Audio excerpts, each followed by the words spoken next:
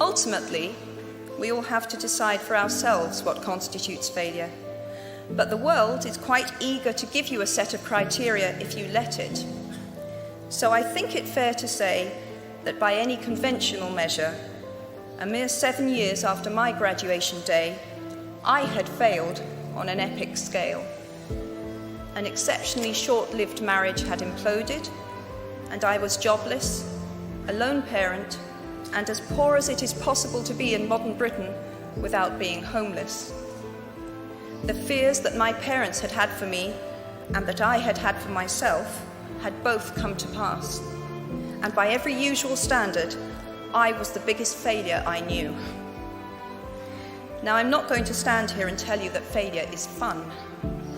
That period of my life was a dark one, and I had no idea that there was going to be what the press has since represented as a kind of fairy tale resolution.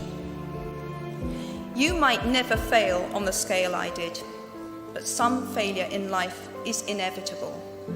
It is impossible to live without failing at something, unless you live so cautiously that you might as well not have lived at all, in which case you fail by default. Failure gave me an inner security that I had never attained by passing examinations. Failure taught me things about myself that I could have learned no other way.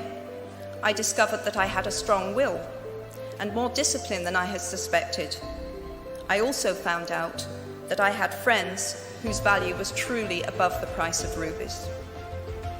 The knowledge that you have emerged wiser and stronger from setbacks means that you are, ever after, secure in your ability to survive. You will never truly know yourself or the strength of your relationships until both have been tested by adversity.